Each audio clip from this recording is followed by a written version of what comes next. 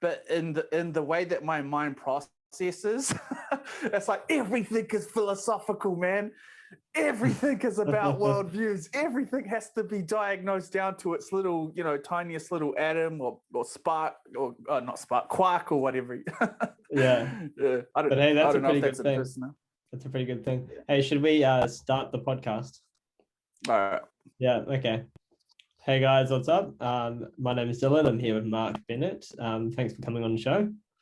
Yeah, no worries. Nice to see you again. Yeah. And we're talking today about like the power of belief and the importance of belief and how it can result in like an emotional shift in your life that's going to help to transform your life. And so, yeah, we're going to start off just getting straight into the meat. We're going to talk about how do we elicit an emotional shift in somebody to really make a change? How do we do this? Mark, what are your thoughts? Good question. Okay, I'll start. You're obviously baffled. Yeah, right. You're baffled. Yeah. I'm overwhelmed. You're overwhelmed. Actually. Paralyzed. I think it's more necessary to first talk about why not using emotion doesn't work. Okay, here's the reason. You read a book, you listen to a podcast, whatever it could be, but you don't feel any emotion from it, right? You might logically process, you might logically internalize, you might have some understanding, but you put the book down later and nothing in your life's really changed. Like how often have you read a self-development book or listened to, a podcast, an inspirational talk, and you read it and you're like, wow, this is cool. But then like a day later, a week later, nothing's changed, right? Or maybe a little bit changed, but not as much as you want to, right? Have you ever felt that or? And even if to add to that conundrum, even if something has changed, how do you know it just wasn't organic? Right. How do you know it was because of the book or because of the advice? And how do you know, even if, like, let's say you made a concerted effort after reading the book, right? So you had like a set of mental events and recollections. You're like, I'm going to do this. I'm going to do that. I'm going to intend to do this. And then this is going to be the outcome of that. Or how do you know you actually implemented that? But how do you know that the outcome wasn't generated by that? How do you know it wasn't just dumb luck? I'll go like perfect example would be to go to the dating sphere. It's a perfect example would be like just telling someone, listen, man, all you need to do is you just need to be confident. Go up there and shake your booty or whatever, right? You just need to exude that masculinity or that testosterone, whatever. Let's say the person goes up. Turns out that it worked. But maybe the reason that it worked wasn't because of the confidence. Maybe it was because like 1,000 other variables or 1,000 other factors like looks, money, status. Maybe she already had a crush on that guy. Like there's so there's so many possibilities there. But overall, to go back to the question, sorry about that side tangent there. To go back to the question, definitely, I've definitely read a lot of content. And basically what's happening here is it's being processed in terms of mental stimulation. It's occupying my bandwidth. It's interesting. It's stimulating. In fact, you know what? It's like watching a movie or it's like reading a good book. Yeah, you get that dopamine hit, right? You feel good about yourself. You're like, you really do. Something. Yeah. But then has anything really changed at the fundamental level? And I think it's because you're processing so logically, and if it doesn't have any meaning to you, you don't truly internalize it, then it's not going to be as impactful as it could be. It might be impacting you a little bit, maybe, you don't know. So the real question is, and this is more regarding changing who you want to be rather than learning something necessarily, because if you're learning something, this can be useful too, but I think more having a shift in you, how do you go about doing that? And what I think is really a necessary component or an important component is believing in something.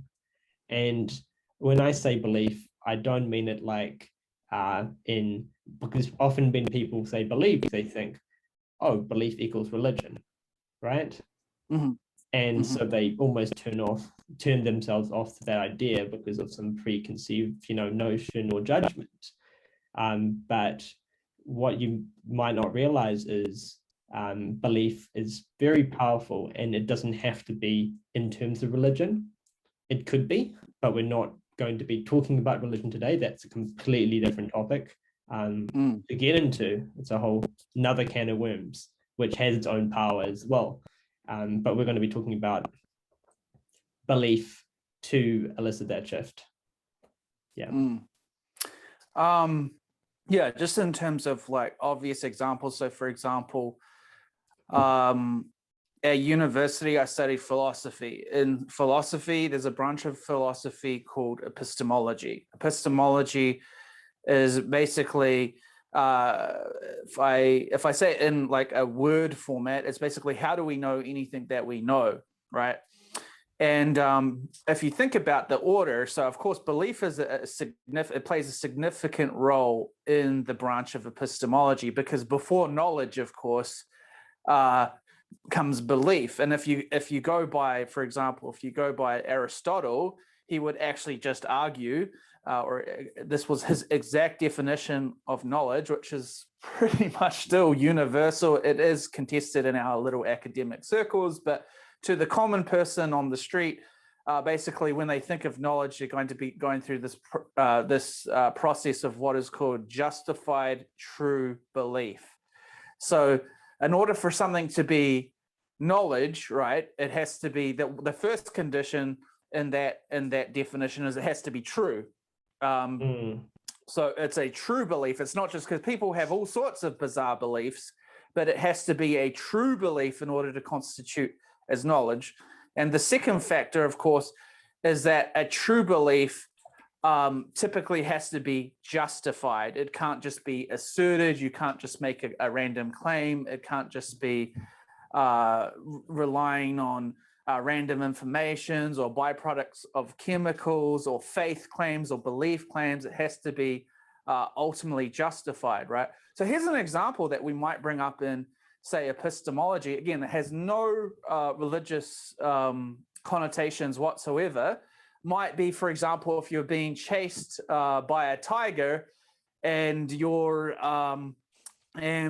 a cliff and you've got to jump 1 meter. Now, let's say for argument's sake, you're being chased by a tiger, there's a cliff and you could fall to your death, right? And you've got 1 meter to jump. Now, let's say for the sake of argument, as I was saying, that you've never actually really jumped before, or maybe let's say in the minimum, at the least, you haven't jumped 1 meter, let's say, right? So basically in philosophy, in epistemology here, basically what a pragmatist would argue is that there is a sort of pragmatic value to having belief in this situation, irrespective of what one might consider realism, but the reality of the situation. Whether that person, for example, has the physical and cognitive capacities to make such a leap and survive is like an objective matter of fact kind of question or condition, right? Yeah. But in terms of his psychology, what's going to be the most beneficial overall goodness to in terms of conduciveness to jumping over that building, as if someone's freaking running fast from a tiger and they're like, I'm gonna make it, I'm not gonna die today, boom, then it's obviously going to be more likely that even if a belief is false, objectively speaking, maybe he doesn't make it, but you want to be able to have that belief in this context because of the pragmatic value, because of the potential beneficial outcome that it will induce.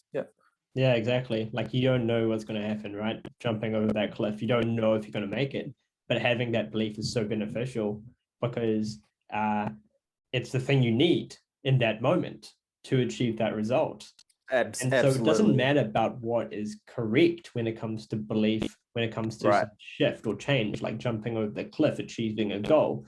What matters more is having that belief that you can achieve it.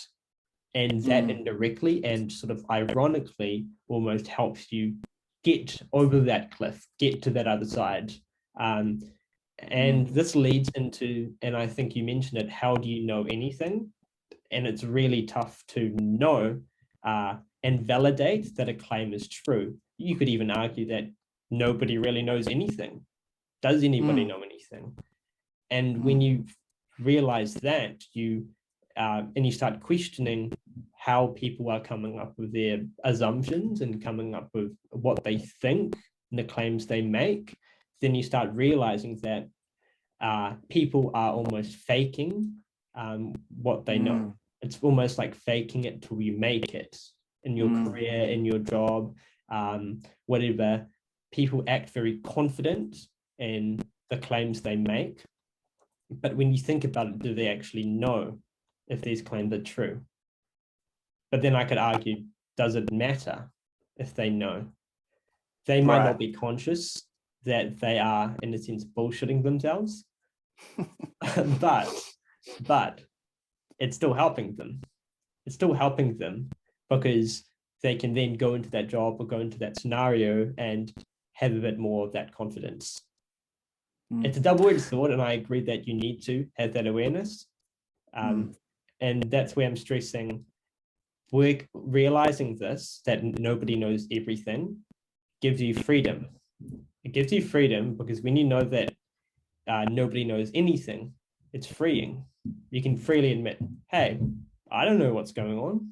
What's going on in life? Does anyone know? Do you know? Do you know, Mark?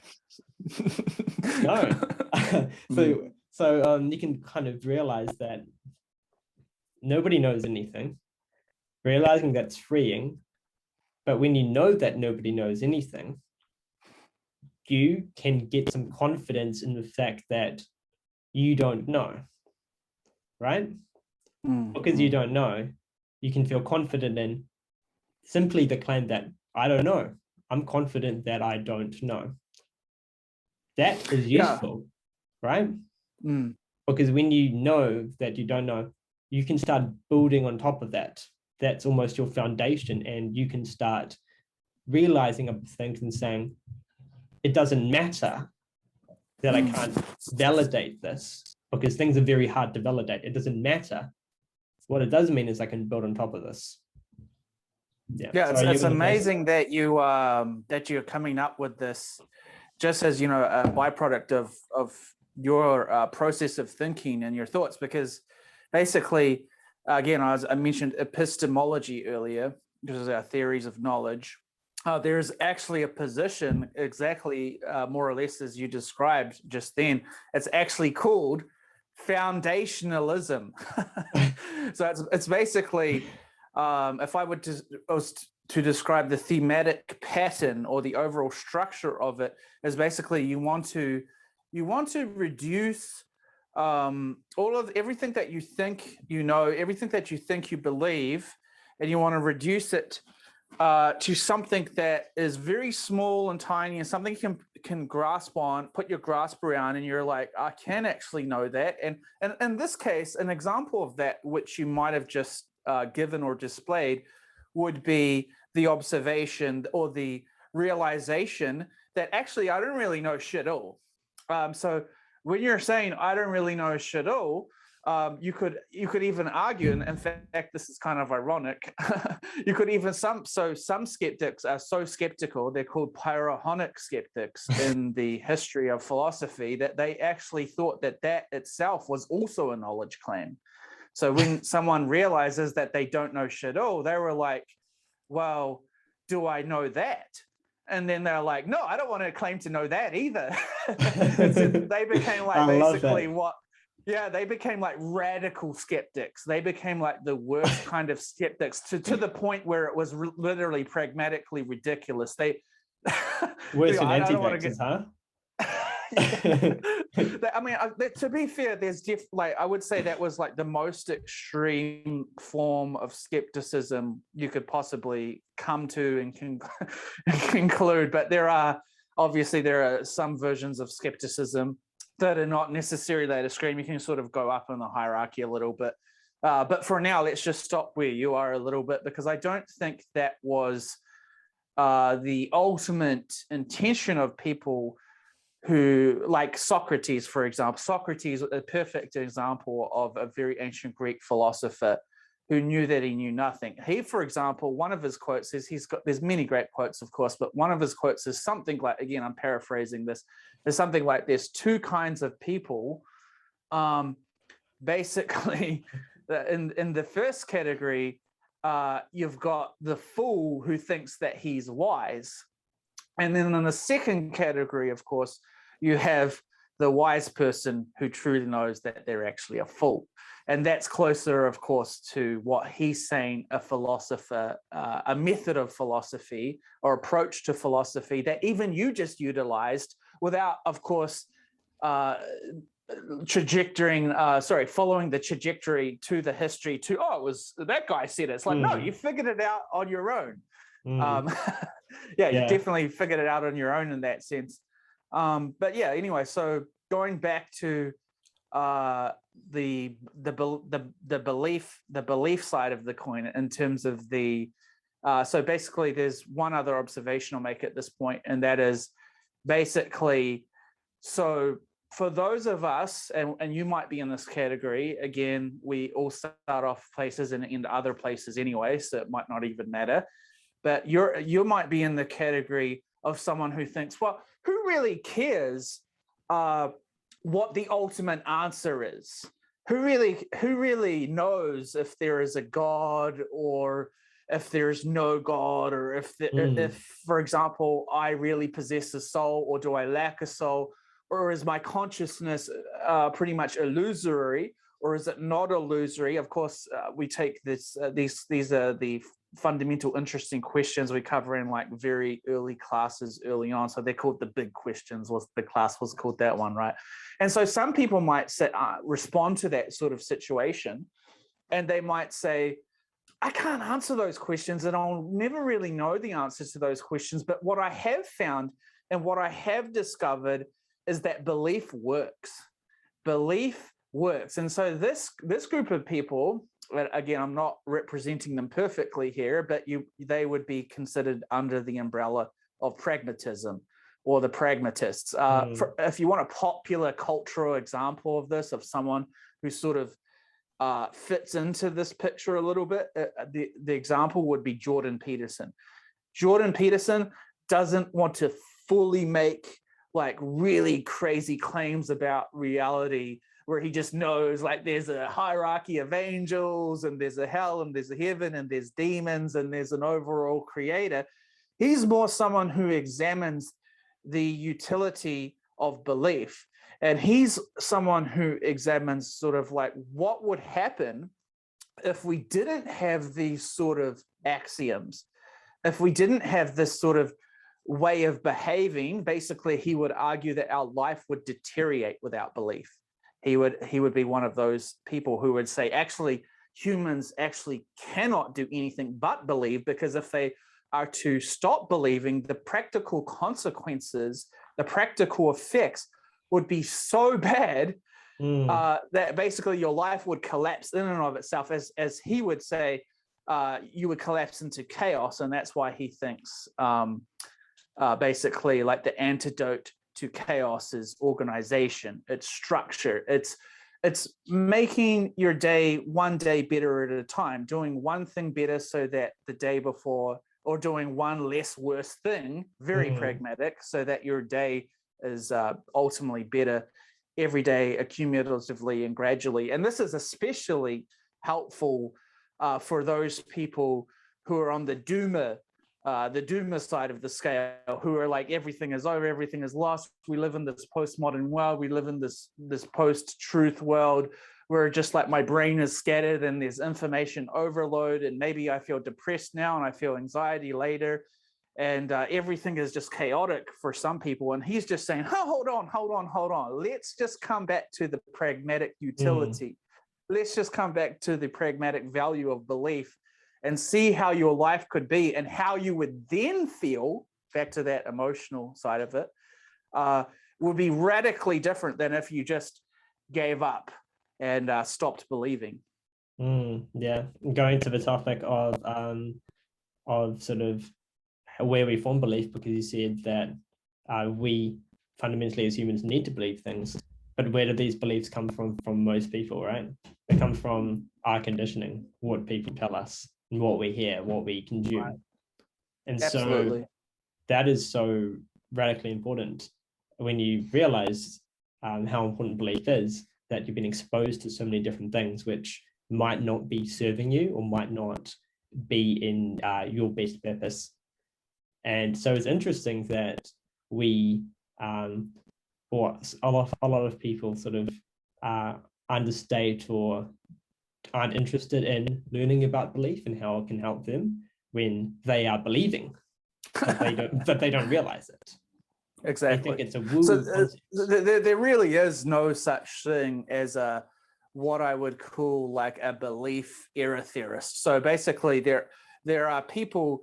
Let's say that God era theory would be the equivalent of atheism, right? You just basically say, well, the claim that there is a God is an error.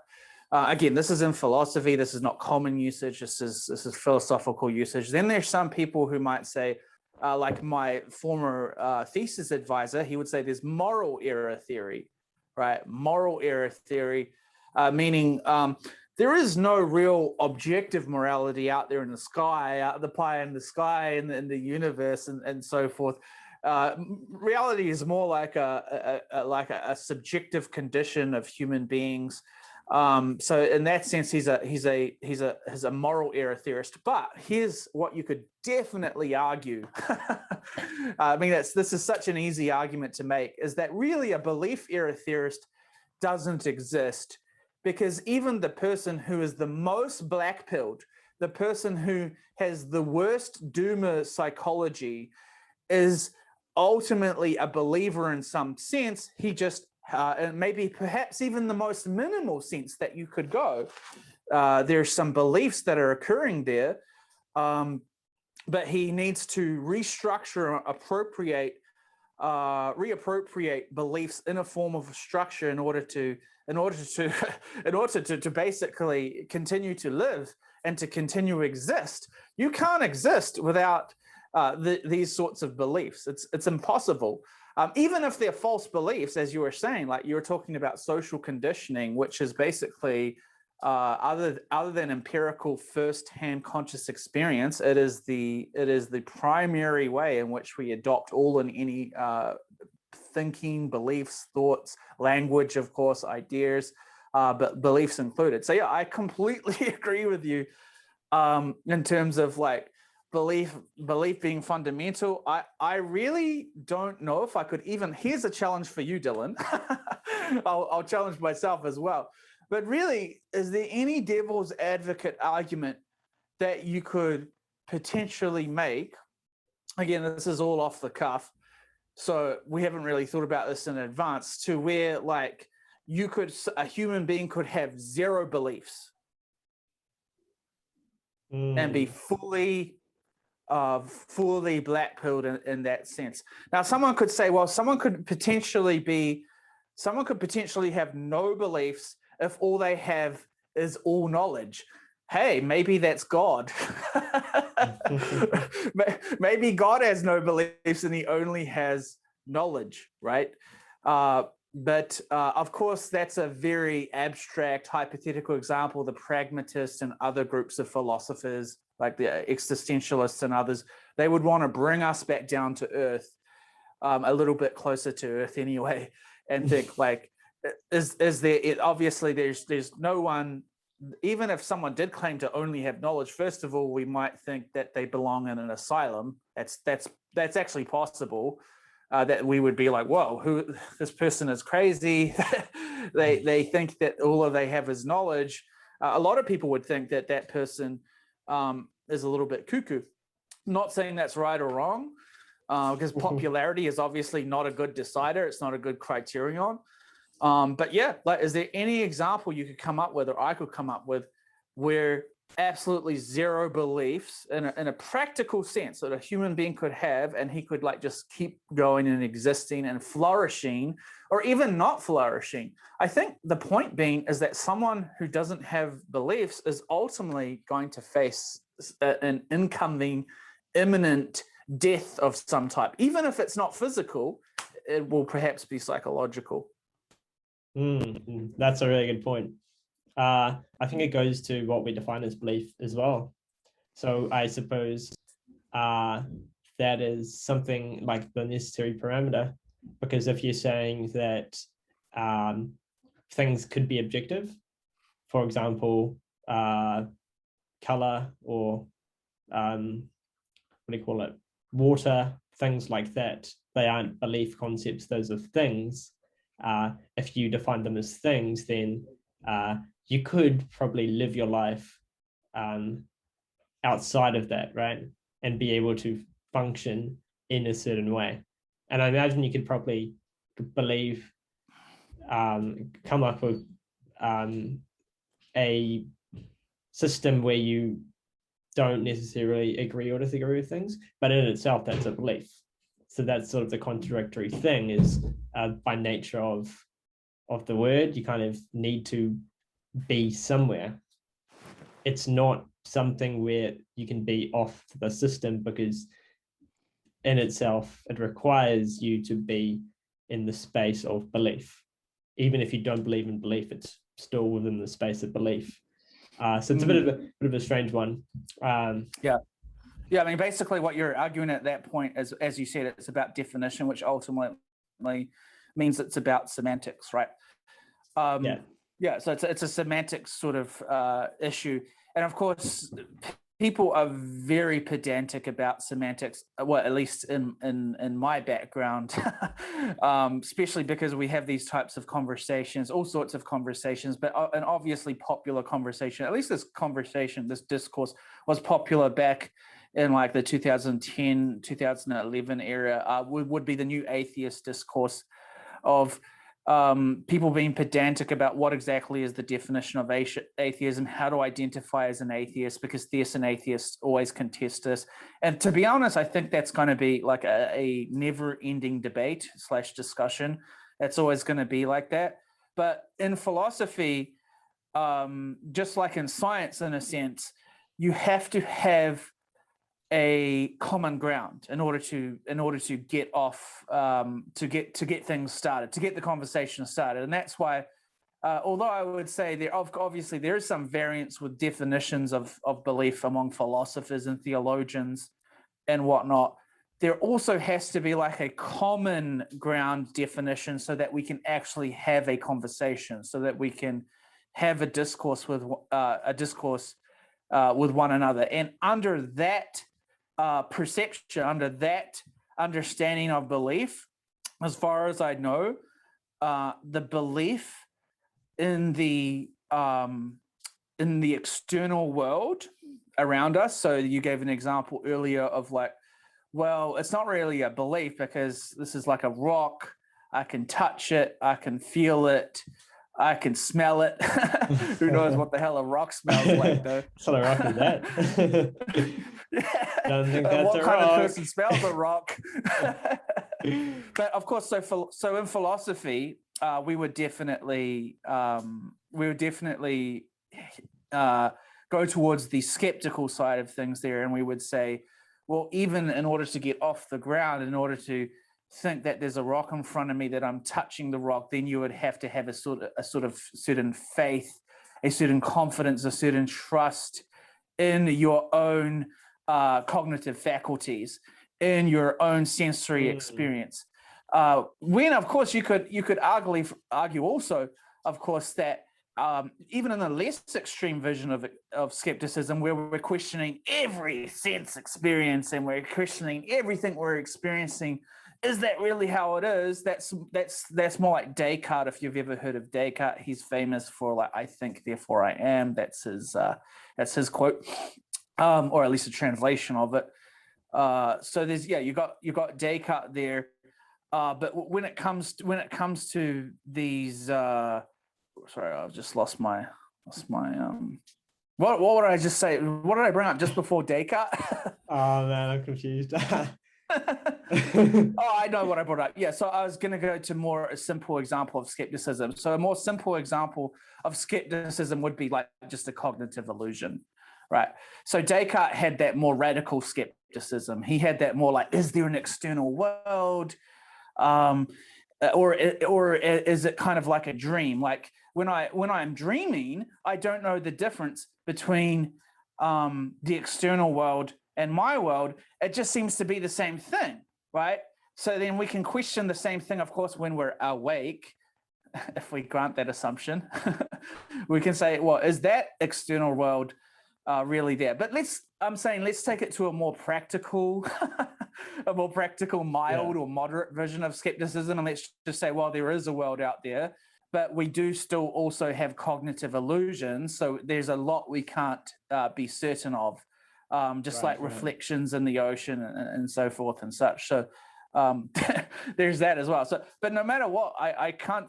So in terms of belief, that going back to the definition of belief in philosophy, because we have that common ground in most of the conversations, of course, other than conversations where we talk about what belief might mean, and then we can have like different categories of belief or meanings of belief. But the one that we use to common together to talk together, yes, but belief, even in an external world, is kind of like a leap of faith. For at least if you're a Descartesian, at least if you hit the philosophy that derives from that is foundationalism, then that is also a belief. Sorry, man. Bringing it back a little more grounded, so the viewers could get a bit of a practical benefit from this. Taking that idea of well, at some point in time you have to believe something, but I think it's really common that people think they believe something, but they don't necessarily believe it. And where's the issue here? I think the issue here is what does it mean to believe something? You have to hold a set of assumptions, right? A set of assumptions that reinforce that belief. Even if you are believing something and perhaps there's no assumption, but that's still an assumption. So you need a set of assumptions. And those assumptions are important. And the reason they're important, in my opinion, is when you have those assumptions, they give you confidence in what you believe, because now you have a reason for it. For example, you were talking about you still need to rely on your eyesight or your body to perceive the external world. So you are, in some sense, believing in that thing, in that assumption that you can see, that you can speak, that you can interact in the world. And so let's say the viewer wanted to believe something. How do they go about doing that? I think the first step, in my opinion, before you get into the emotional side of things, which I think is equally important and we'll touch on soon, but the first step is to list out the assumptions that lead to the thing. And let's say you want to be more confident.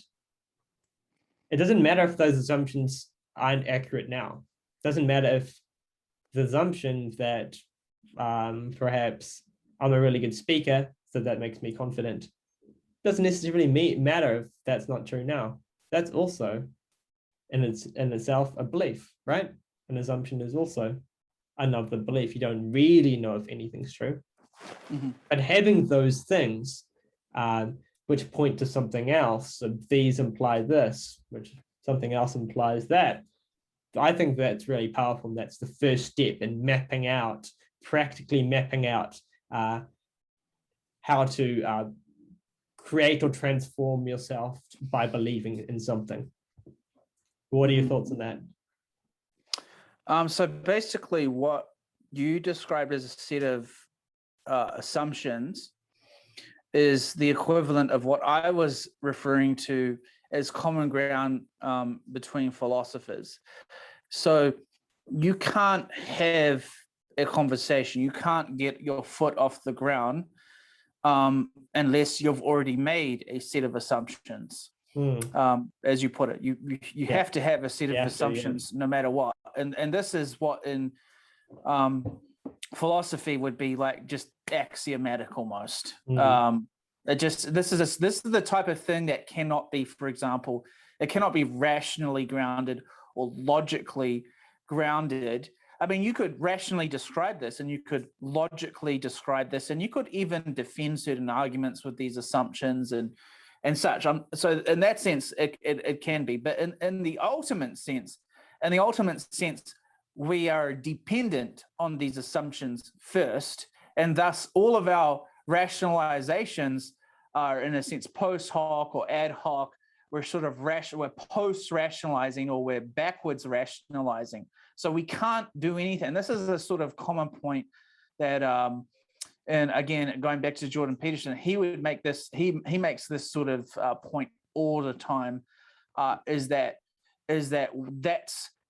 he would go even further than that. Not only would he say we have like a set of assumptions, but we need a set of assumptions, and we sort of need an entire religious or social system that this transforms into.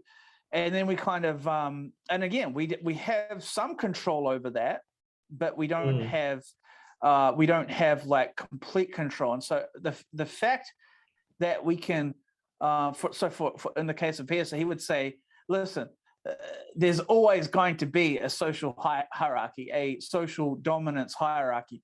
There's nothing we can do about that.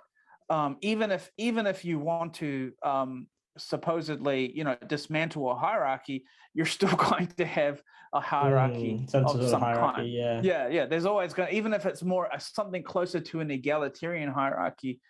That's another example of that. But again, you can go through all of these examples where these are just almost axiomatic, even in like sociological. Like it's very difficult to evade this or escape this.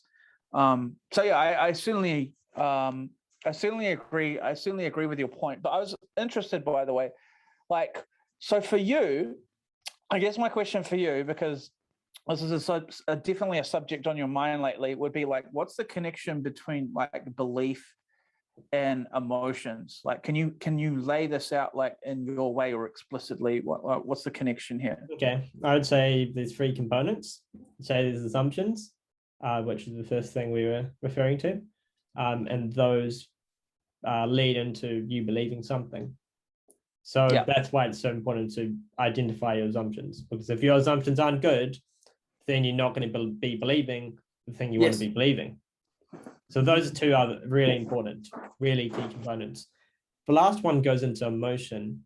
We are very emotional animals, right? We are humans. We are not robots. So we need to make the most use of one of the most important things or components of a human, which is to be emotional about things. I think this is really suppressed and not talked about, how useful emotion is. When you think of emotion, what do you think of?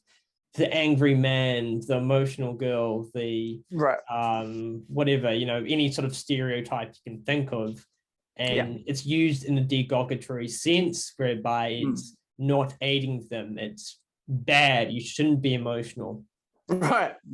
But there's another side to it, which is emotion is so important to decide things. It's so important to, and by decide, I don't mean in a logical sense, I mean if you want to have a shift in your life, because, and this is backed by science, the more you want to focus or have a change, the more likely it's going to happen, or the more that is happening within your body to actually result in that. Like if you really want to focus, or you really want to learn something, and Andrew Huberman has an amazing podcast on this.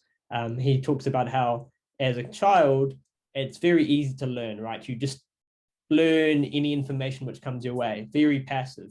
But as you get older, past 25 or so, you need to be more active in the way you learn. And the way you learn, just as well as a child, or at least better, is by focusing and having the intention that you really want to learn this thing. So you have to put a bit more effort in, but that part of, I want to do this, I want to learn this thing, I want to focus, gives you that focus and helps you learn that thing really well. That is the thing people need to do. But we're so conditioned at a young age to not learn that skill. But that is the most important skill. And that is why purpose matters so much for people. People say, do what you're passionate about. That really comes into play as you get older, where, well, if you're not passionate about something, you're not going to be focused, not be learning it. You're not going to be learning it as well because of, well, how the human body works. So that is why belief is important to elicit that emotion. And sorry, emotion is important for belief and vice versa.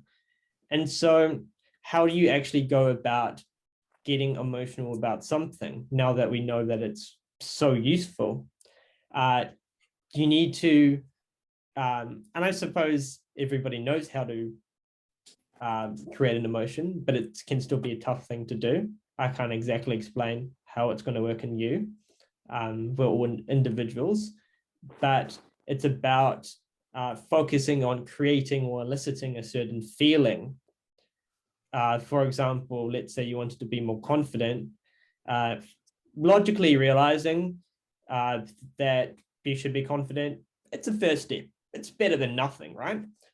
But you're probably not going to feel confident. If you want to feel confident, you need to start having that shift in your body. So here's actually another connection, which is the body and emotion. And we know from body language that the body language, but your body kind of changes how you feel in a moment. If you are open up more, you're going to feel more confident and vice versa. And this goes into lots of different other domains too, not just confidence. So we know there's some body component too, some neurological component, but we know that mentally you can change how you feel in your body. So it's a feedback loop, and you want to get into this feedback loop and really elicit a change. If you can elicit this change, things are going to be more impactful for you. And my advice, or something that works for me and it works really well for a lot of other people to start to get into this, is actually just to meditate.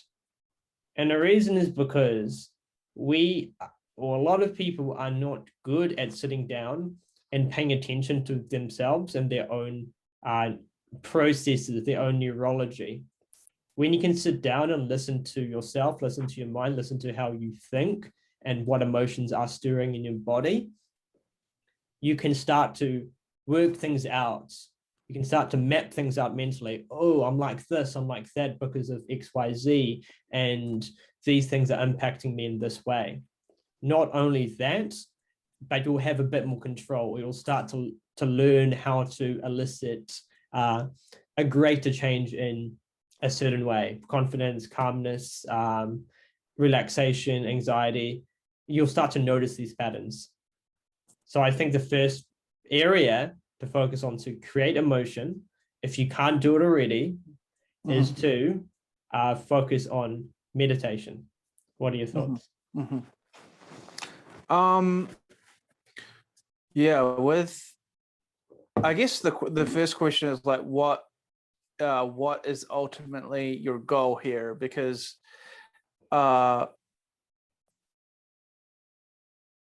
in a sense, if you're doing meditation, right, you're actually reducing emotion. Arguably, or reducing emotion, or you use the word controlling emotion in a sense. So you're ultimately controlling emotion. So it depends what you want to do. Whereas someone, if you want to refer to like those physiological exercises and activities that you just mentioned, would almost be the opposite of meditation in that sense, right? Because in that sense, you're trying to produce, you're creating a specific emotional experience.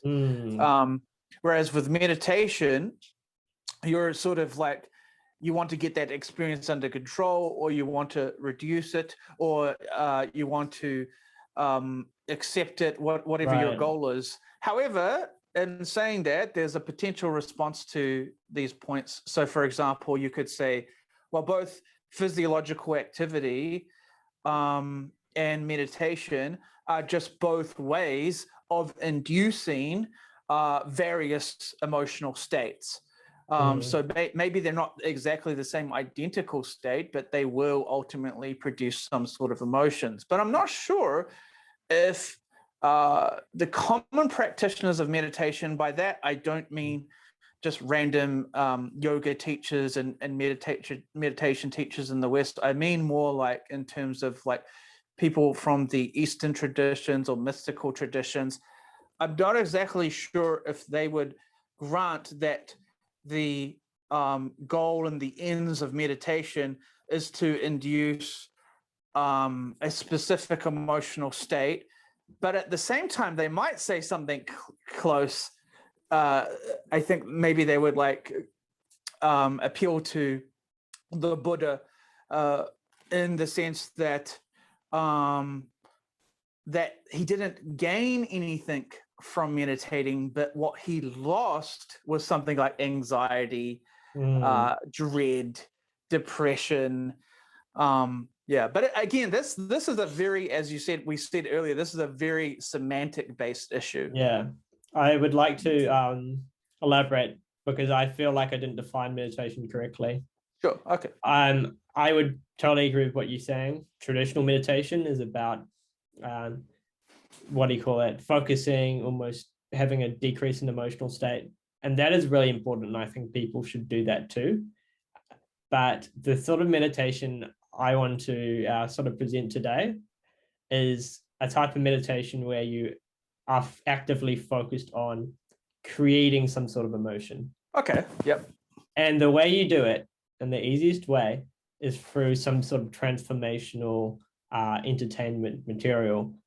For example, a video or a song. You want to feel inspired and on purpose. Play a song that is inspirational, that uplifts you, that makes you feel a certain way.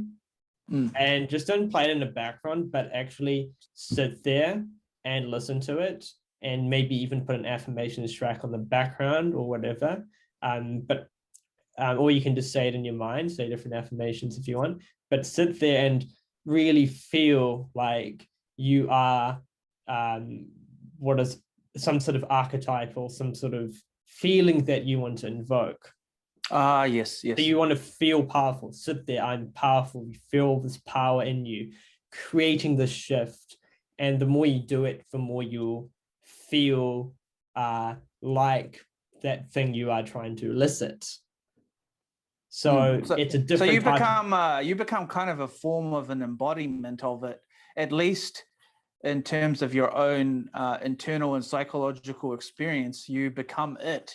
I guess that's the goal, in the sense that you want to become it. You want to become identical with it, identical with that emotion or that archetype, the same and one with it, so that you're not separate or other than it, but you are it. And then you can sort of really induce what exactly that emotion is. And even furthermore, that will give you like a psychological insight into why maybe in this case. So for some people, right, they have incredibly hard time understanding, let's say, another set of spiritual or religious beliefs, or any spiritual religious or beliefs for that matter. Some people just can't resonate with that at all. But this is actually a form of meditation that you're actually speaking about here, that could actually not only benefit you and your belief, but it will help you to understand an entire network or community. But yeah, so I guess my next question is on this part of it, where then after let's say you have really assimilated and sort of amalgamated into this emotional state, that you're experiencing, where then is the connection to belief from this point? Right. And before I get into it, I'd like to Sure. talk about. Oh man, I forgot. Oh, just before you asked the question, I had Sorry. something in mind, Yeah, and I really want to talk it'll about come it. back. Okay, that's all right. Sorry, say your question again. So after you're sort of amalgamated and you're sort of melted into this meditation, and you're now one with this, you're in this emotional union, and you're experiencing this. This is a form of meditation, right? So what is the link or the connection between this and belief for you? Okay, I think feeling and believing are both similar, or things that feed back on each other. Right. If you say you believe something, and you might believe it logically, but you don't feel that way, are you really believing it? Because the thoughts that come into our mind, our narration, is that the same as what we actually feel about the thing?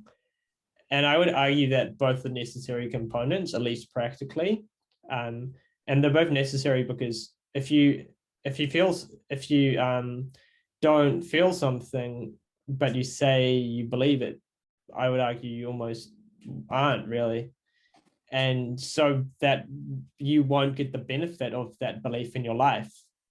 And so I think having both is really, really important, and it's almost necessary to have. Yeah. That's very interesting, because at least historically in philosophy and in theology, we could link, like Augustine would be like a go-to example of someone who would basically say, like, belief is equivalent or identical to the mental assent of a certain formulated proposition. And this is why in the West, which is really just ultimately a byproduct of a rational construct, why we have these things like articles, dogmas, doctrines, teachings, constitutions. It's all very concrete and written out in that this is what we believe, this is not what we believe. And then we'll debate it. So like propositions, this proposition is false, this proposition is true. And of course, belief is something more than that, in the sense of Augustine went on to say, of course, because when we go to sleep, when we might not have those beliefs. So of course, it has to be something cognitively active. It's something we're predisposed, so it keeps coming up when we think about it. We have that, we connect to that belief. But what you've introduced here, and is a very interesting, because what you've said is there's actually a connection between belief in this sort of mental manner and the mental arrangement of a proposition versus the emotional entanglement that it has. And you've even pointed out that in some sense they're secular, and perhaps, which is the greater point, is that because there is a secular relationship between the emotional side and the mental side, then something can actually be produced and spawned and created. That's actually, like, even with that, I would say, and this is where I would challenge your original statement, whether something has religious connotations or not. I would say that is sort of has, at least if not religious, spiritual connotations, in the sense of like, wow, we're creating something here out of something which wasn't. Yeah. I think it probably does have some spiritual connotation to it.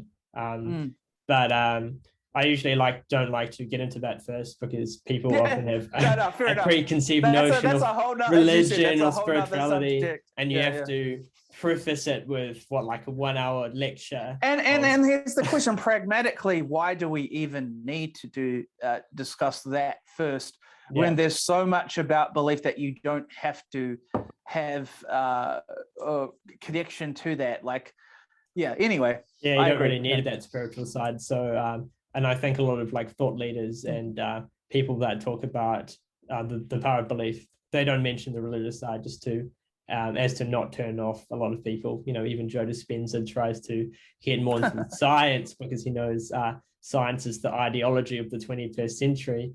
So that is the way to go if you want to get more people interested, right? Absolutely. And so, and that's a reason why, remember, if we go back to what I was talking about originally, is because that's about pragmatic utility, speaking someone's language, which is something that the Apostle Paul advocated, rather than, of course, the exact relationship to truth and reality, because we're using something that we have in common. Yeah. Going back to the meditation thing and really feeling the certain way, I actually think this is why many tribes and in ancient civilizations you used to have rituals, initiation rituals when you were, 18 to 20 or maybe 16, whatever age it was, to feel like you are a man coming out and on your purpose, or a ritual before you do something, a ritual to get married, a ritual to whatever it could be. I think these rituals that tribes often have, they're really powerful, and they're powerful because they elicit an emotional change in you. I mean, you're going to do something for the first time. People are around you. They are saying or affirming certain beliefs to you, right? Like, you are ready. You are now a man on, protecting the tribe, protecting the people, protecting the women, the children. And so they almost start to play into that character per se. And that is effective. And it is proven to be effective in those tribes. They wouldn't do it if it didn't have some purpose, if it didn't practically have some purpose. And you know this because if it wasn't useful, those tribes would have died off. But the succeeding tribes, the ones we have, going on, those succeeding tribes are the ones that really utilize that power in the rituals. And wonderful point. Yeah. I think having your own rituals, devising your own rituals, maybe in a friend group, maybe it could be by yourself if you don't have any friends, whatever it could be. I think that's really powerful, and relating it to, okay, tribes did this as well. We have done this for so long. Why is this forgotten now? It's like we're demonizing belief. And I actually argue that it's more powerful now. And the reason it's more powerful now is now you logically know the purpose. You logically know the scientific reason. You logically know that it's, at the end of the day, nothing's true.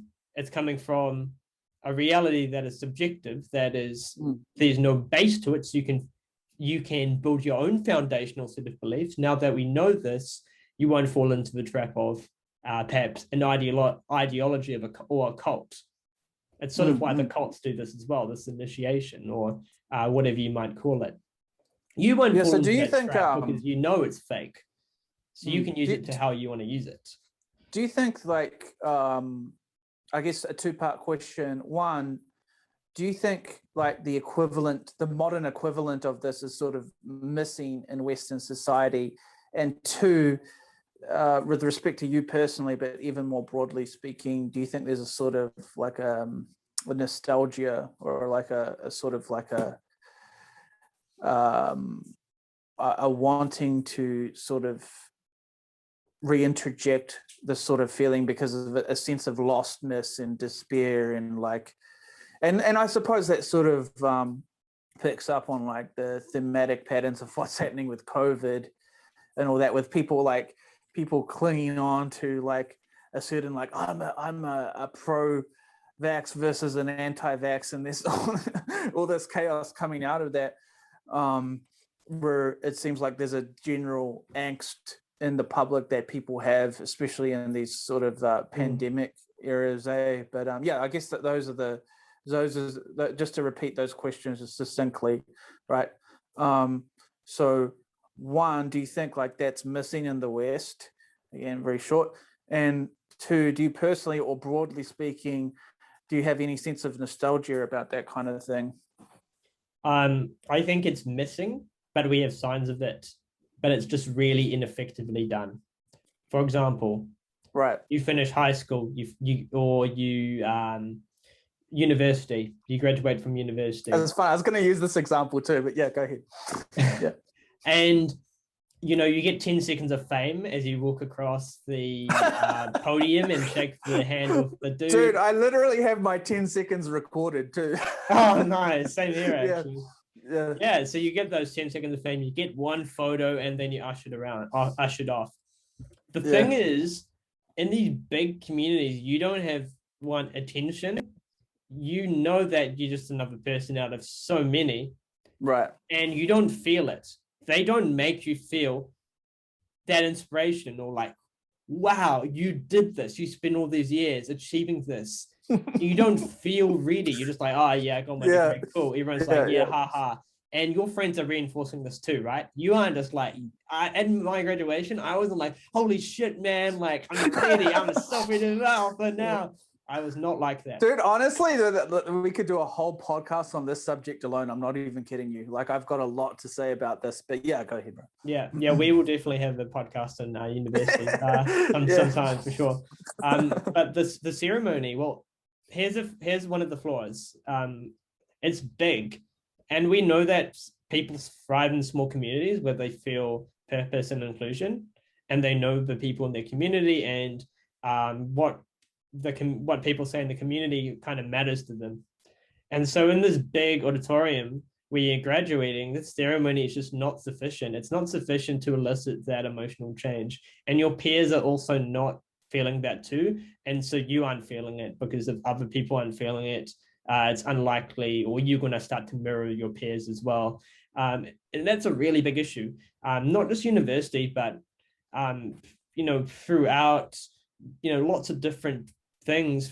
As we get older, we just don't have the real emotional part of it. I would say maybe weddings is an exception. I'm not married. I don't know. I haven't been to a marriage. I'm kind of guessing that marriage is probably something where you do feel it because you have sort of created or decided how are you going to get married, who you're going to get married to, your friends are there, your family's there, it's small. But then again, everyone gets divorced, so I don't know. I'm not married. Maybe it could be better, but I think marriage is maybe somewhere where it's slightly more useful. Yeah, I would make one caveat on what you said, by the way. My only disagreement is in my graduation ceremony. It's actually incredibly how this distinguishes with our conversation all up anyway. I agree with you with your basic sentiments, but the caveat is there was some exceptions, and guess every time I saw who the exceptions was, it was the quote unquote minorities. It was, for example, Samoan choirs, Fijians, Tongans, like they made the massive deal out of their son or daughters. Yeah, I had that too. I saw that graduation. And I was absolutely blown away by their enthusiasm, by their support. Yeah. By the way that they were singing and happy. And you could tell also, it wasn't just the random choirs just standing up and singing along. It was also with the person on stage, and they really felt it. Yeah, you feel it, right? Yeah, they really they really felt that, and I was just like, wow. There's as soon as I saw that, I was like, well, there's definitely something missing in my culture, and if there's a such thing as white culture, even if there is, right? There's definitely something missing here where we're kind of like actually goes back to also our conversation about reason and so forth, where we're kind of like, I saw it after the ceremony and before, and during and before as well, where we're kind of like, we're accustomed to taking a step back and not really emotionally expressing ourselves and exploding with with power and enthusiasm. Even maybe even the way that like the difference, I don't know if this counts really, but even the way like the music band was playing versus the choirs, right? There's very different kind of refinement where I think that happens with this mainstream culture in general, where there's this kind of like hesitancy and reluctancy, and you kind of put someone else before yourself. But it's like, this is your moment, man. This is your graduation. This is your ceremony. And I would have loved to see, especially like the guys I know, like yourself and so many of our other mutual friends, if they had this type of ceremony you're talking about, and what we're using just as again, I'm not saying what minorities are doing is perfect or whatever, but it was just so endearing. It was so like, wow. Yeah, I saw that too. I would love to see this support for men, especially as well, for men who don't feel that, definitely.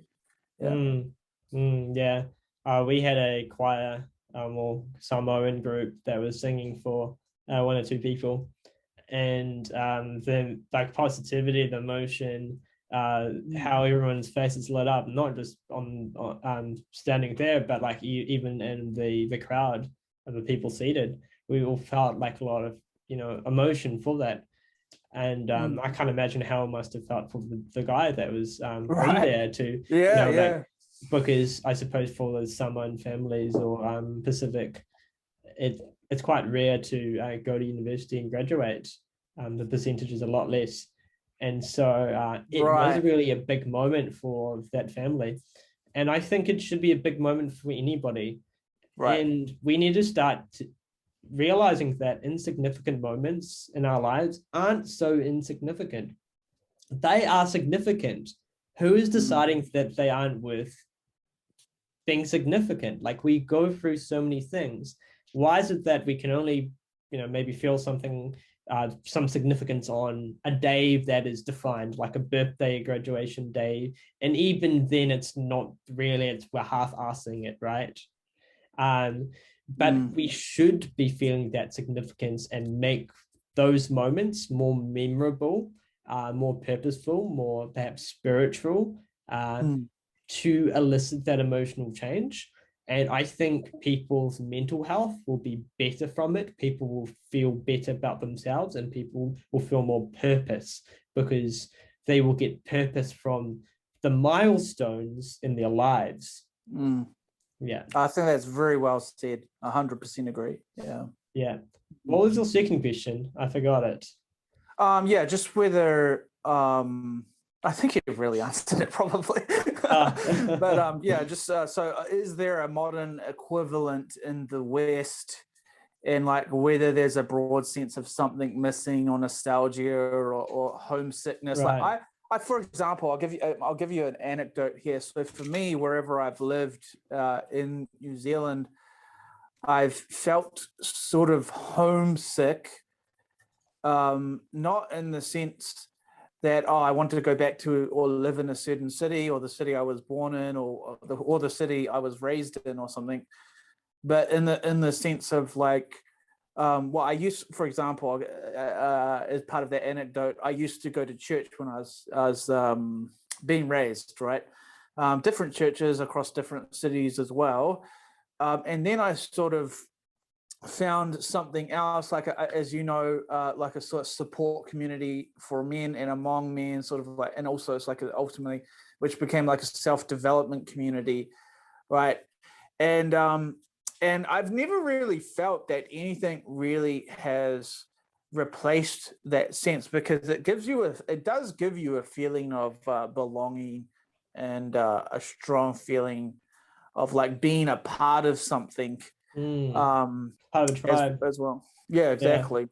I think it's why maybe it's like Fight Club are so appealing in a way, because it's like a group of men coming to beat each other up, but there's something primal about it, and there's something about like coming together and belonging in a group where you have some sort of common purpose or goal, and you feel fucking emotional because you're being the shit out of each other. I disagree sometimes with that characterization that men are not emotional.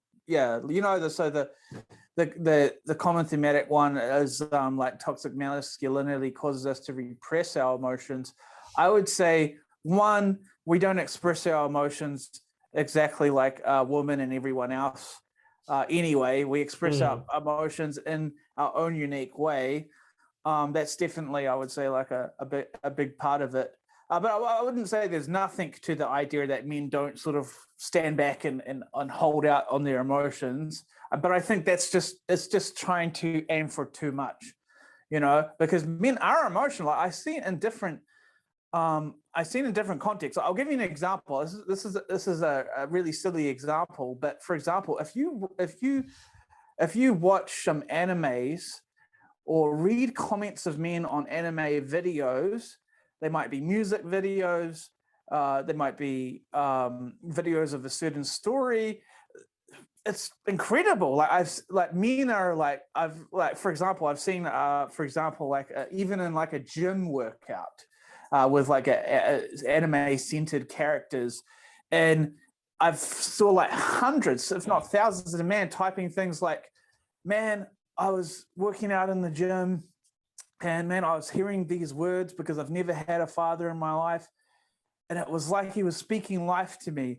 And it was like, I just started crying. I just started bawling. And I've seen like hundreds and thousands of these comments, man. Yeah, like literally thousands. I've not seen them. You got to show me sometime. Yeah, no, for example, bro culture, like with old Ziz and Connor Murphy and such. Like obviously there is a lot of that, but there's also a side of masculinity that is extremely, like when you bring out the father in men and you bring out like men's instinct to like protect and provide and to serve the other and so forth, like and to there's so many obviously spiritual themes here, but when they do come into play, man, men get emotional.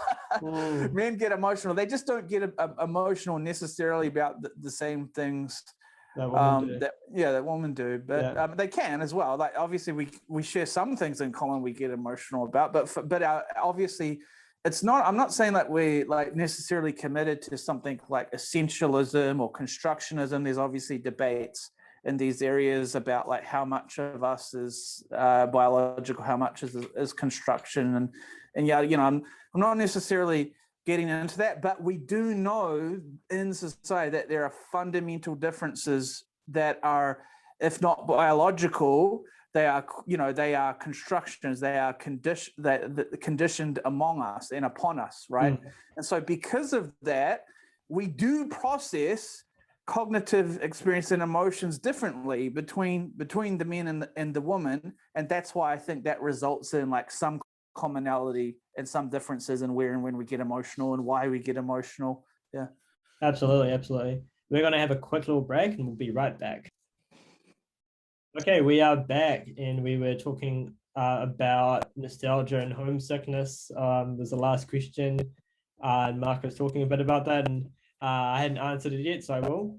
I don't think I necessarily feel nostalgia or homesickness about the fact that we're missing these emotional or tribal sort of things in society. Is that because you meditate? No, it's because no, it's because you don't know what you're missing. Like I've never really experienced it, so I don't know what it. But do you know that you're missing something? Yeah, I think I do. Yeah. I think a lot of people don't though. Or maybe not consciously, like they don't realize it's important. Well, they basically, it would come up in a feeling of emptiness, but it wouldn't necessarily be interpreted as I am missing out on X, Y, Z. Yeah, right. Yeah, it's totally true. Yeah.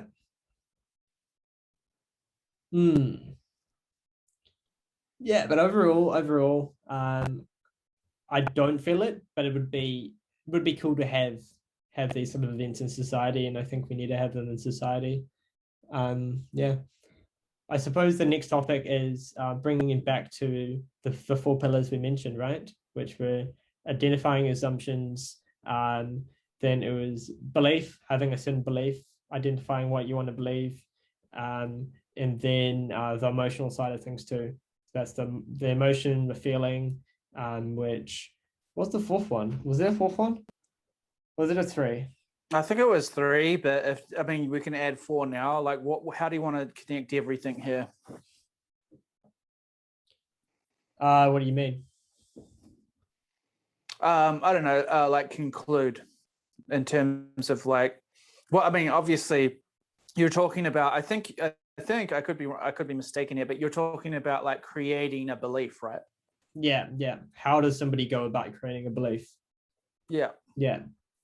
Okay. Yeah. Step 1, identify your assumptions. Write them down. Write down what you are thinking, what you want to, and how your assumptions will lead to a belief. If your assumptions aren't right, or there's some issue there, you're not going to be believing as well as you could, or you might not be believing a thing at all. So that's really key. And people hold different assumptions about different things, right? And often you read a book or you watch a video and you think you want to get the same result they've gotten. They might be a famous person that is telling you, you're reading their book, they're telling you how to do X, Y, Z. And you read that book and you don't get that change. And it's because they have a different set of assumptions than you, which is leading to a belief. And so if you are holding your assumptions and you don't know the ones to hold to get what they are achieving, you aren't going to, or it's going to be very hard to get there. So the key is to actually not just look at your assumptions, but look at other people's assumptions as well. People around you, people that are achieving great things. And you want to identify their assumptions too. So you can bridge these gaps. When someone writes a book who is, let's say, quote unquote, successful, and obviously they are intelligent enough to write a book, to publish some logical information about beliefs and belief creation and production and so forth. What it seems to me could be like a key error here, going back to that missing topic, is in that book, in that blob of information, they've written like, I started off without this belief, now I have this belief, and here is how I got this belief. And they can lead us through a set of practical steps. But what could be fundamentally missing, and this is what makes it potentially erroneous, is they have an unconscious set of assumptions behind their process. Behind what they have explicitly identified as part of their belief creating system. Yeah, exactly. And so this is going to end up going to be a sort of an issue in the sense that, well, and this is pretty much what I'm renowned for, in at least in these sorts of conversations, is that I'm going to say everyone actually has I would point out, has or observe, has a unique set of unspoken common assumptions, unique assumptions. In other words, assumptions per person are very, I would argue, are very individualistic. And the reason why, of course, is because our psychological identity is very unique. Each person has a very unique identity. Each person has a very unique self-image. Now, of course, there's commonalities. We all know that. That's why we can relate to people and have relationships and so forth. But there's also a grand uniqueness. All right. And so, first of all, so one theory could posit that, well, we could go back to the thing that we have the most in common, and we could talk about these uncommon assumptions, the ones that we have in common with other people, and we could like bring those out and sort of then lead that to help us induce a belief creating process. Or, and this is what sort of where I go into, I would say even that is not good enough. I would say we have to go to the exact psychological parameters of each individual individual personal identity. Each person, and then we would have to identify, this is the process of diagnosis, their specific set of unspoken, unique assumptions, and then how we can then take those or work with those or change those. Let's say in this, we'll take in this example, in this case study, we'll say work with those, and then bring out a system of belief that we can create that is consistent and compatible with those. Because what we're assuming here, as you've sort of already pointed out, is there's sort of like this one, whenever some successful person publishes a book, there's this one universal method or this one universal belief creating approach that if you just put it out there into the world, actually, to be honest, and to be fair, there will be random people. There's always a minority that will read that, they'll apply that, and they'll be successful. There's always at least a minority. So it's true. But for the vast majority of people, that's why the vast majority of people are not part of the 1% in any niche or any category. We're not part of the 1%, right? And so that's why I think it's important to be individualistic here, as opposed to generic, where if we happen to be successful, it's more by a process of accident. This goes back to the very beginning of this conversation when I gave that approaching example in the context of dating, where someone goes up and thinks they're acting confident and that's why they did well, but actually maybe it's some other factor. It's the same thing going on here. Someone reads a book, they apply something in the book, but it turns out that might not necessarily be connected to the reason why they're successful. It might be incidental or accidental, and they don't know the actual conscious reason. So our duty in this sense is to diagnose, express, and bring out those unique unconscious assumptions so that they can be made concrete. And that so we can work with them, and then we can come up with a sort of unique system for each person on how they can go about creating their belief production.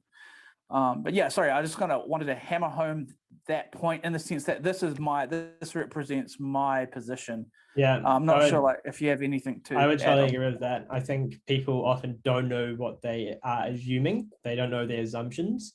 Right. And they think the reason for a result is due to some other thing or some other assumption. And this might be because they are so far removed from where you are and where they started that the advice they give you is no longer relevant to your situation.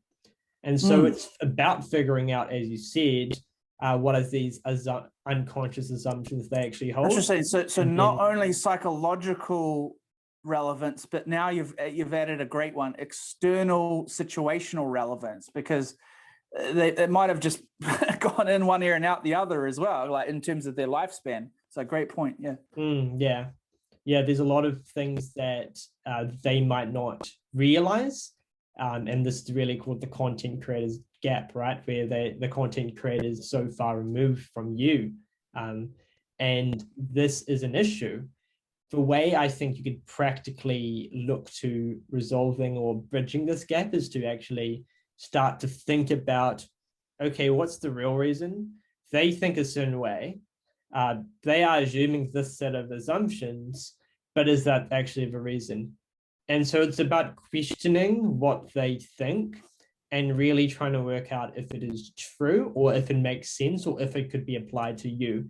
Because often people that are successful might be right in some areas, or they might have things which are useful for you in some areas, but there are other areas where they might not be right at all.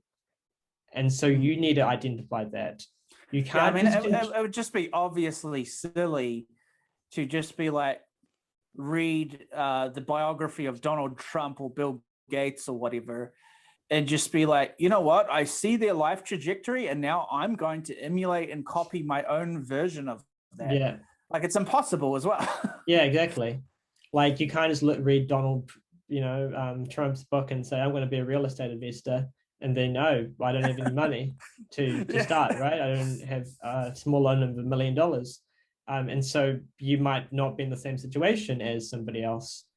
And you might have a different upbringing. it's about being really practical and working out, hey, what can I apply to me? And that's why I think when you're reading a book or consuming a video or any type of content, you really need to work out, how is this relating to me? Where are they wrong? Where are the gaps in their assumptions? And how can I actually form some sort of practical benefit from this and be a active consumer of content rather than a very passive consumer, right? We are so passive these days. We just consume and consume and consume. And we read, on Instagram, on YouTube, all these maybe self-development things. And they say, well, this worked for me. And then you might try it and it might not have worked so well. And I see this so often with people. Yes. They get stuck in the self-development, what do you call it, thing. Yeah, I know what you mean. yeah, they are. Well, I think you guys can know what we're trying to say. The self-development's Wilster? What? No. What the hell's it called? Hamster wheel, something like that. Yeah. That kind of works. And so if you really want to get out of that, you need to start taking accountability for the content you consume. And this goes all the way back to this goes back to how we are conditioned, right? The conditioned beliefs we have. We are so conditioned from a young age to not take full accountability for everything in our life. For example, in school, you are made to do certain things. You're not allowed to do other things. Do this and continue to do it. And if you do it, you are good. If you don't, you are bad. And so for years and years and years of conditioning, you are told what to do in life, where to go. You're told what to do by your parents. You're told perhaps go to university or get a job. What happens when you leave home and you are now in your 20s and you don't have anybody telling you what you need to do? Suddenly, you're like, oh shit. There's nobody to tell me what to do. And that can be confusing for people. And I think people can move in. Honestly, I'm just going to say it, man, that was actually possibly the worst thing that ever happened to me. Right. And the worst thing, not just that, but being unprepared for it by your parents or by anyone. Yeah, no one prepares you for that moment, right? It's like it's like the first, 15 to 20 years of your life are meant to prepare you and educate you, but they are not preparing you and educating you for that one important component, which is self-responsibility and accountability. And I think people go in one of two ways. People either work it out or can go in sort of the right direction, get that self-accountability, which happens sometimes.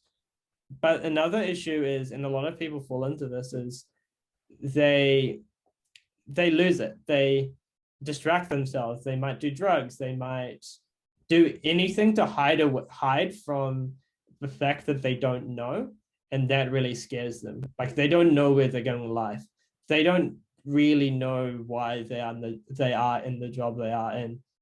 80% of people, I think it was a survey, said that they were not satisfied with the job they were in America. 80% did not gain any feel meaning or purpose from their job. They did not enjoy their job. And that is crazy to me. 80% is so high. That's almost everybody. And so you've got people that are distracting themselves. They don't really know. They're afraid. They're scared. And how do you fix it? How do you resolve that?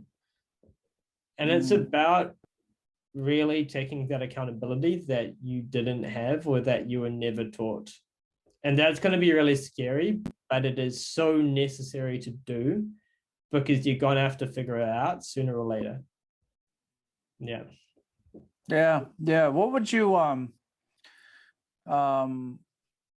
you're by the way, just so you know, your philosophy is very existentialist.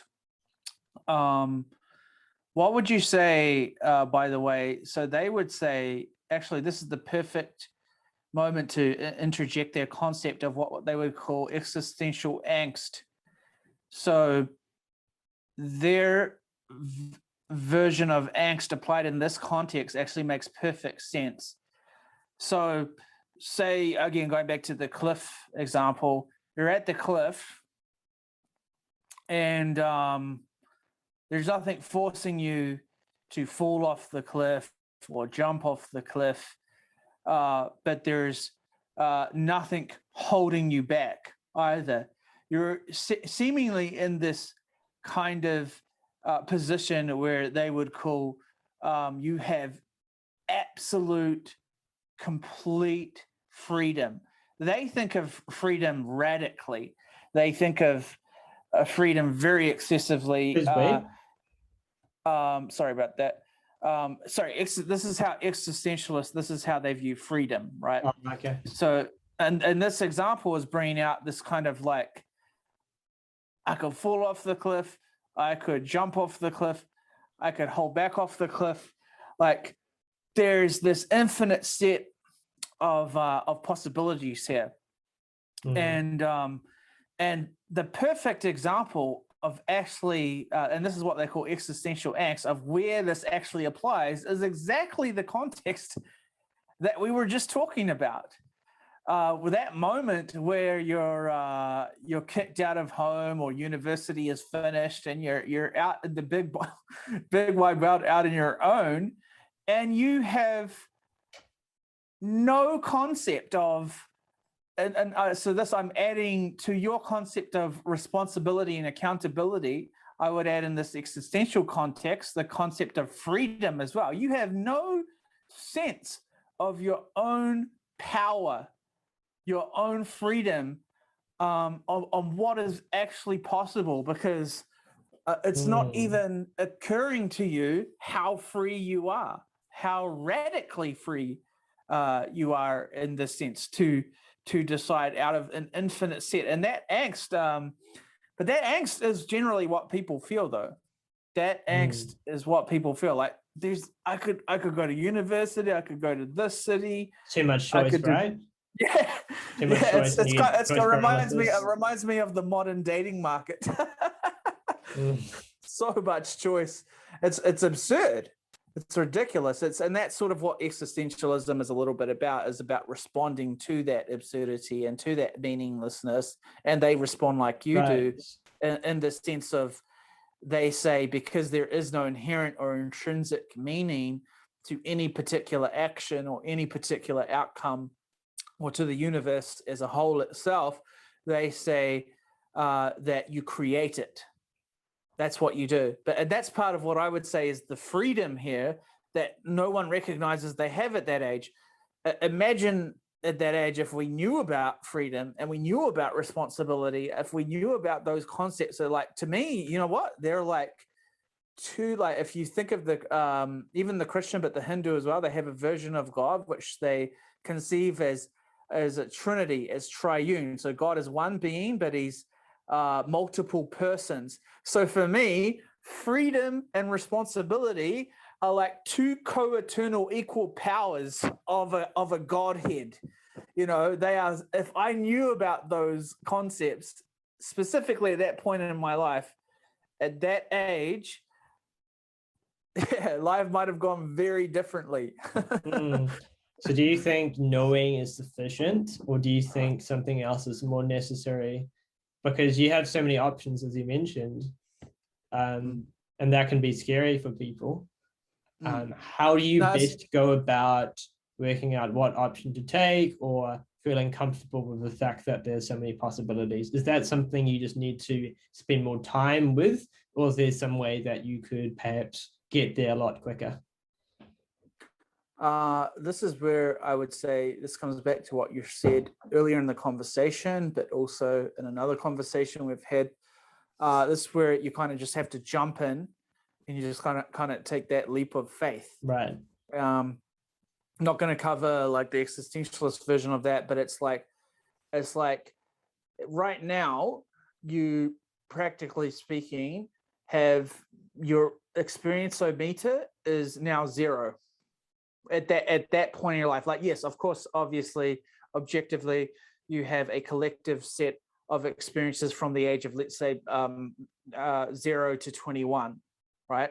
However, you have no experiences of having complete freedom and complete responsibility. You have none. And so in that sense, your experience-o-meter is reset to 0, to zilch, so zada, to nothing. And you need to go out there and you need to jump in and collect those experiences. I would also argue that although you said that you by the time you, for example, in your 20s, you have all the possibilities, but I would say I would almost argue that you probably are also in another paradigm. So from university, then you go to work, right? And once again, you are in something. You are in a structure, a 40-hour week, where you are being told what to do. So suddenly your autonomy and accountability is taken away from you. Your power is taken away from you from at some level. Right. And you are giving up, or once again, not practicing, being able to choose and decide and take full accountability for everything you do. Sure, you can do it to some extent at work, and that can be beneficial. You could be doing great things at work, but once again, you are not doing it for yourself. You're being told what to do in the overarching vision. And I think that is the more important factor. And it's the fact that you are serving a company or serving somebody else's vision. So you never learn to create your own vision because you are so used to somebody else's vision or purpose, wider purpose. You could have a mini purpose within it. Like, I want to become really good at programming. I want to do X, Y, Z. I want to whatever you can do in your organization, but that wider, larger purpose might not have, you might not have sufficient freedom to really create and express that, because you are limited by possibilities, you're limited by fear, you're limited by other people around you. And so you don't have that complete freedom until perhaps you make a plunge or make a decision. Even outside of that, because of that, you might spend a lot of time distracting yourself on Netflix, on YouTube, whatever. And so you aren't creating a purpose-driven life where you are deciding, hey, I want to pursue something that's meaningful. And that's because you are so used to not doing it that you don't know that you should be doing it. Do you get what I mean? Yeah, definitely. Yeah. So most people don't understand the concept of this radical notion of freedom that I'm referring to, but they do have an inkling of what you and I mean when we refer to like responsibility, accountability, and duty. And that's because reality in this sense is objective. Reality is the objective force of coercion that actually, and this is a pretty great epiphany as well, that will decide for you even if you don't decide. Reality will determine the outcome for you unless you sort of integrate yourself into reality and make that choice for yourself. So if someone in the ideal situation, of course, they would realize that responsibility is going to come either way. Whatever path I take, even if I select no choice, even if there's no option I make, there is going to be that responsibility that comes on me. Why?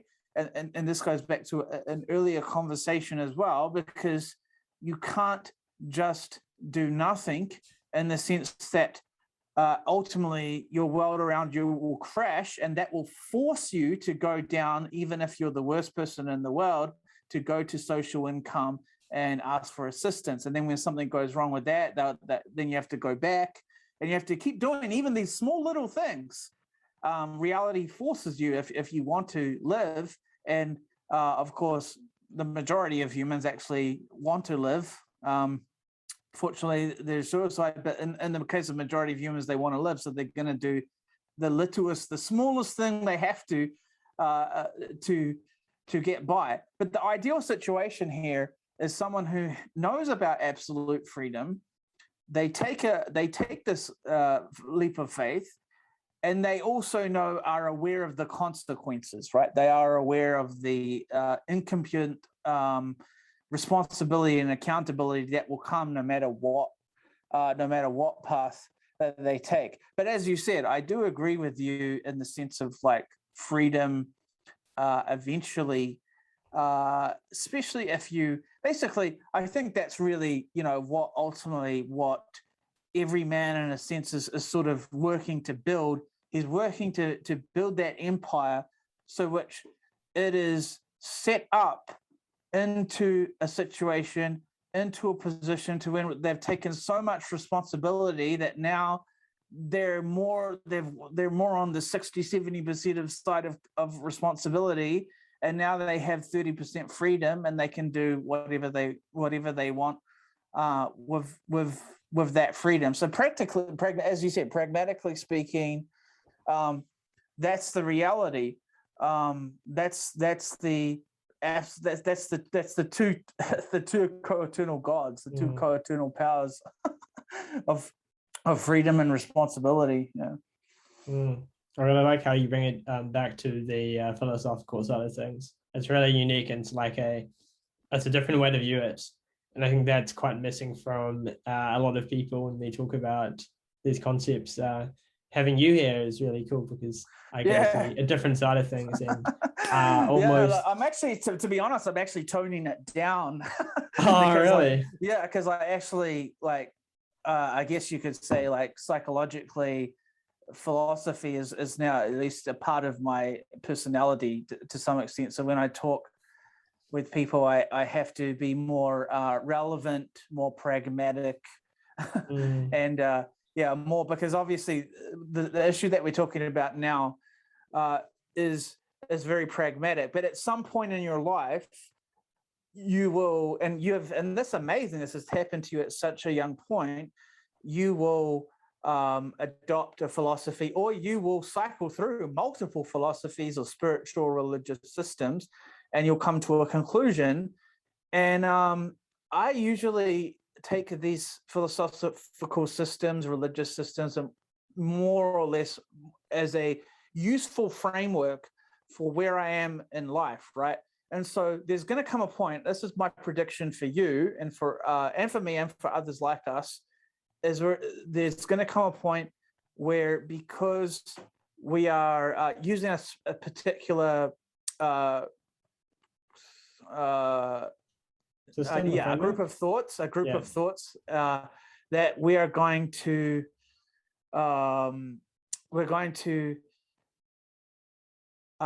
group of thoughts that's leading us to believe, at least right now, let's say that there's no objective purpose to life, that there's no objective meaning, and that you create that meaning. Now, arguably, I can also philosophically go in circles with this all day as well.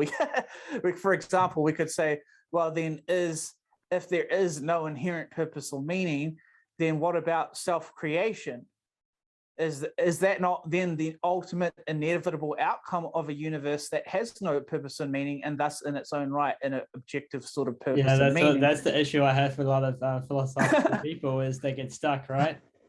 It's like they go in circles, and I'm like, oh man. But these actually, it's useful. Like, I know people don't like philosophy for this reason, because these circles do eventually lead to good utility. Yeah, they really do. Yeah, and it's the same sort of mindlessness of thinking that also led to us to like these scientific endeavors and scientific enterprises. And just even sometimes a lot of scientific discovery is by accident as well. Like anyway, that's a whole nother subject unto itself. But that's ultimately, so with respect to going back to that. So at this stage, I think that we both agree anyway that self-creation, a sort of imputed meaning into the into the world around us, into the world that we see and perceive, is what we're doing. And because that is our framework right now, then we're going to have this stage in our life, as I predicted, where we have this this decision of infinite possibilities. Now, does that have to be, as the existentialist claim, does it have to result in angst? It might feel that way, but for you and I, and for at least a mutual friend I know, they view possibility as like divine, or like it makes the world alive. It makes the world mysterious. It makes life worth living. It's kind of like knowing, it's like kind of like not knowing when you're going to die, so to speak. It's like not knowing what is going to happen, what is the potential outcome. And that's also, in a sense, what makes a human, that absolute freedom when it comes along. But eventually you see also that reality kind of forces all these different niches, all these different fields that we feel like different divisions or categories or fields or subjects or topics. And we kind of, as you might be already seeing, we start seeing like overlaps between everything in all of these fields. So there's like crossover between like dating, self-development, philosophy, engineering, science. Yeah, we start to eventually you'll see the cracks, and you'll be like, that one, and this is when I think like where you're like, as Peterson would say, that's where you're like you're closely getting to higher and higher on that hierarchy, because experience is becoming, and those emotions we were talking about before, like maturity and wisdom and all that, they're becoming succinct with who you are. Because it's no longer just about like theorizing and talking philosophy. It's like you are, in a sense, becoming one with that philosophy. The experience is so amazing that you don't even need to, in a sense, basically what I would say it ends with is unconscious competence. That's really the ending, I would say. That's happening here. And unconscious competence on multiple levels. And you're probably at the point where you'll be like, at the end of your life, freedom won't even matter, because you'll just be, I mean, if you take this to the extent that I'm thinking of taking it to in terms of evolution, you've used that freedom to really cultivate beliefs that have led you to the outcome that you wanted. And that's the ultimate evolution, right? That's like who you are as a person. As they say, it's just the journey, not the destination.